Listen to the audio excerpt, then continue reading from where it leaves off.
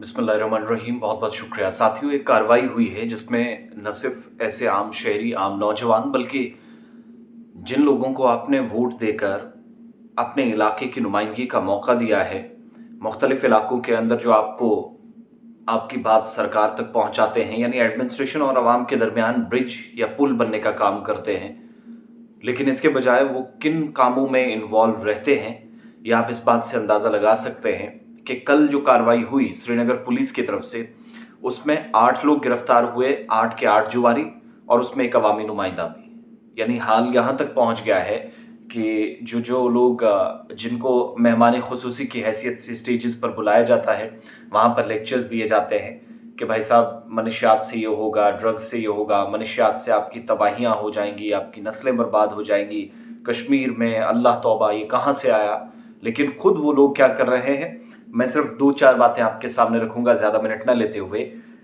श्रीनगर के DDC vice chairman हैं एक ये, और इनके साथ 8 बाकी लोग जिनकी गिरफ्तारी हुई है, और गिरफ्तारी के बाद जब केस लगा, मुकम्मल इन्वेस्टिगेशन यहाँ से आगे भी बढ़ेगी, लेकिन अब तक की जानकारी जो है वो पुलिस अथॉरिटीज ने जिसकी कंफर्मेशन कर दी है, इनको बाज़ाब्ता तौर पर श्रीनगर के सेंट्रल जेल में इस वक्त शिफ्ट कर दिया गया है। 8 लोग हैं, इंक्लूडिंग, हैरानी की जो बात है, वो डीडीसी वाइस चेयरमैन है श्रीनगर का।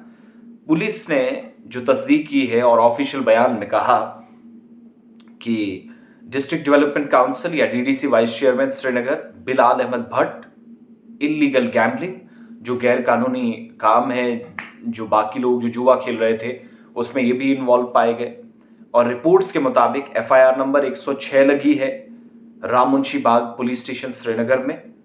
इंतजामिया की जानिब से सेक्शन 13 इस्तेमाल की गई है जम्मू कश्मीर गैम्बलिंग एक्ट की, जिसके मुताबिक इन अशखास पर ये सारे लोग जो है कार्रवाइयाँ होंगी। चालान जो राममुंशी बाग पुलिस स्टेशन में प्रोड्यूस किया गया, उसमें 7 बाकी लोगों के नाम भी है। श्रीनगर के अंदर कहा गया कि बाज़ाब्ता तौर पर एक मुसद्दिक़ा इतला थी जिसको बुनियाद बनाकर पुलिस की जानिब से काम किया गया, और गैम्बलिंग वाली जो साइट थी जहां पर ये जुआ खेला जा रहा था, वहां पहुंचे।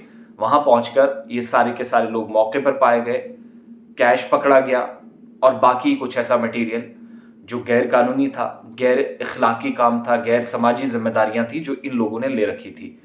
इसके अलावा कोर्ट के जराये ये भी तस्दीक कर रहा है, कोर्ट के अंदर जो कुछ चला है, चीफ जुडिशियल मजिस्ट्रेट श्रीनगर के हैं, उन्होंने जब पूरे चालान को देखा, रिव्यू किया, तो उन्होंने तमाम के तमाम ये जो मुलव्वसीन हैं इनको कैफर किरदार तक पहुंचाया, और सब के सब श्रीनगर सेंट्रल जेल में अगली हेयरिंग तक भेज दिए हैं। और अगली हेयरिंग कब होगी? नवंबर की 7 तारीख को, 7th of November 2024। हाल ये है भाई साहब, वो जो मैंने एक दिन वीडियो में आपको कहा था कि गैम्बलिंग एक ऐसा गुनाह बन गया है जिसने कई लोगों की जिंदगी वैसे ही खत्म की जैसे मनशियात ने।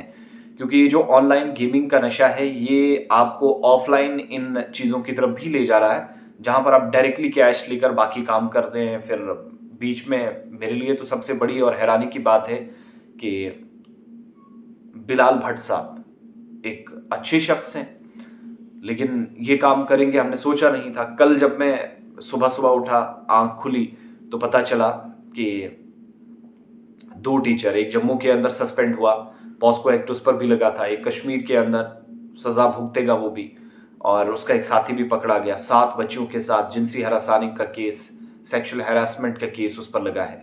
तो ये अनफॉर्चुनेट केसेस इन दिनों, और वो लोग इन्वॉल्व होना जो मेरे, आपके और हम सब के लीडर्स कहलाते हैं, एंकर्स कहलाते हैं, वो are leading from the front. लेकिन अफसोस की बात है, इसमें मैं आपकी राय, आपका ओपिनियन जरूर चाहूंगा, क्योंकि अब आगे फिर से इलेक्शंस हैं, तो किन लोगों का चुनकर आना जरूरी है जो हमारी, मेरी, तेरी, उसकी, इसकी, सबकी बात करें।